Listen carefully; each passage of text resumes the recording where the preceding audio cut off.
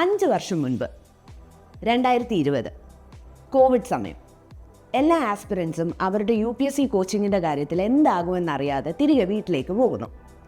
ആ സമയം ഇവർക്കെല്ലാവർക്കും ഒരു ആശ്വാസം എന്ന നിലയിൽ ഒരു ടെലിഗ്രാം ഗ്രൂപ്പ് സ്റ്റാർട്ടാവുന്നു.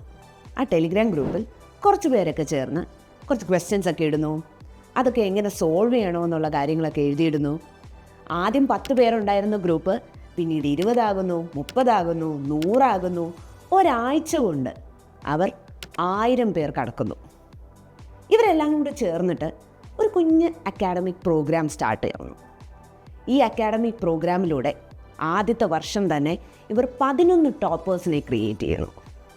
2ാം വർഷം ഇതൊരു വലിയ അക്കാഡമിയായി മാറുന്നു. അവർ 17 ടോപ്പേഴ്സിനെ ക്രിയേറ്റ് ചെയ്യുന്നു. 3ാം വർഷം ഇത് 23 ആവുന്നു. 4ാം വർഷം 44 ആകുന്നു. ഈ 5ാം വർഷം അത് 140 എത്തിച്ചേർന്നിരിക്കുന്നു. ഇതെങ്ങനെ സാധിച്ചു? ആ ചോദ്യത്തിന് ഉത്തരം കിട്ടണമെങ്കിൽ നമ്മളൊരു 5 വർഷം പിന്നോട്ട് പോകണം. ഒരു ചിന്ന ഫ്ലാഷ് ബാക്ക്. ലീഡ് IAS വരുന്നതിന് മുന്നേ ഇവിടുത്തെ കുട്ടികളൊക്കെ ആസ്പിറേഷൻസുമായിട്ട് വരുന്ന കാൻഡിഡേറ്റ്സ് ഒരുപാട് ഇൻസ്റ്റിറ്റ്യൂട്ടുകളിൽ 1 ഇയർ PCM ബാച്ചിലൊക്കെയാണ് ജോയിൻ ചെയ്യുന്നത്. പക്ഷേ അവിടെ ലീഡ് IAS ഒരു ചെറിയ കാര്യം കണ്ടുപിടിച്ചു. കുട്ടികൾക്ക് എക്സാം ഓറിയൻറ്റഡ് ആയിട്ട് സ്കിൽസ് ഡെവലപ്പ് ചെയ്യാനുള്ള അവന്യൂസ് കിട്ടുന്നില്ല. അങ്ങനെയാണ് ലീഡ് IAS UPSCയുടെ ഓരോ സ്റ്റേജിനും സ്പെസിഫിക് ആയിട്ട് പ്രോഗ്രാംസ് ലോഞ്ച് ചെയ്യുന്നത്. ഫോർ എക്സാമ്പിൾ, പ്രിലിംസിന് വേണ്ടി പ്രിലിം സ്കില്ലർ. അവിടെ കുട്ടികളുടെ തോട്ട്സൊക്കെ ഒന്ന് കറക്റ്റ് ചെയ്ത് സ്ട്രീം ലൈനൊക്കെ ആക്കാൻ വേണ്ടിയിട്ട് റൗണ്ട് ടേബിൾ ഡിസ്കഷൻസ് വരുന്നു, UPSC ക്ലാസ്സിക്സ് വരുന്നു. അതിനോടൊപ്പം തന്നെ മെയിൻ സ്കില്ലർ സ്പെസിഫിക് ആയിട്ട് ഓൺ സ്ക്രീൻ കമ്പാരിറ്റീവ് ഇവാലുവേഷൻ വരുന്നു. ഇങ്ങനെ പോയി. ഇവിടെയാണ് ലീഡ് IAS സ്കില്ല് ഡെവലപ്പ് ചെയ്യാൻ എന്ന ഒരു ലക്ഷ്യത്തോടു കൂടി സ്റ്റേജ് സ്പെസിഫിക് ആയിട്ട് പ്രോഗ്രാംസ് ലോഞ്ച് ചെയ്യുന്നതും അതിൻ്റെ ഇമ്പോർട്ടൻസ്.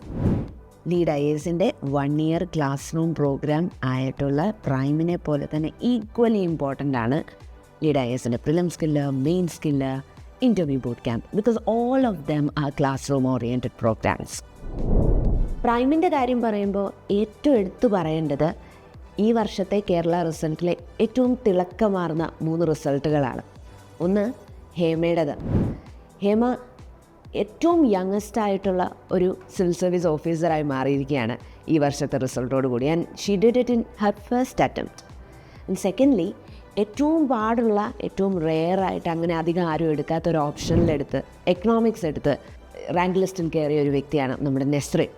ഇതോടൊപ്പം തന്നെ എടുത്തു പറയേണ്ടത് തൻ്റേതായിട്ടുള്ള എല്ലാ ഫിസിക്കൽ ചാലഞ്ചസിനെയും മറികടന്ന് ഇത്തവണ റാങ്ക് ലിസ്റ്റിൽ വന്നിട്ടുള്ള അജയ്.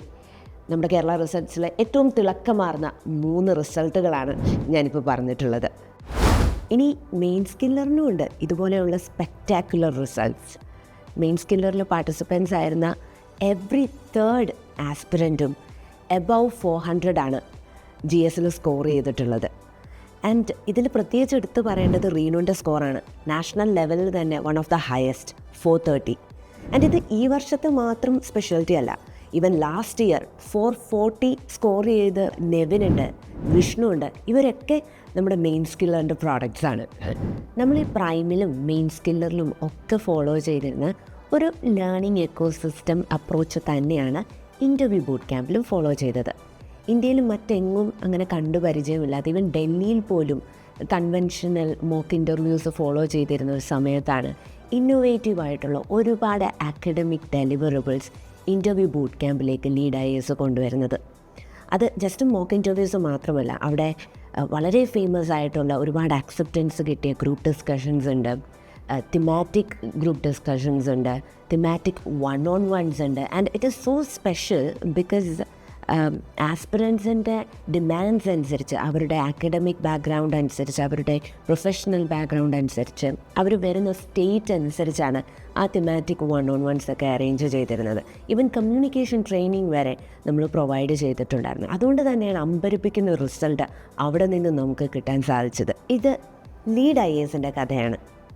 കഴിഞ്ഞ 5 വർഷം കൊണ്ട് ഇവോൾവ് ആയി വന്ന UPSCയുടെ ഓരോ ലെവൽ സ്പെസിഫിക്കായി ഡെവലപ്പ് ചെയ്ത ലേണിംഗ് എക്കോസിസ്റ്റം എങ്ങനെയാണ് ലീഡ് IASൻ്റെ സക്സസ്സിന് കാരണമായതെന്ന കഥ. ലീഡ് IASൻ്റെ ലേണിംഗ് എക്കോസിസ്റ്റം അപ്രോച്ചിൻ്റെ കഥ. Stay tuned for the next episode. Lead IAS, #1 IAS Academy in Kerala.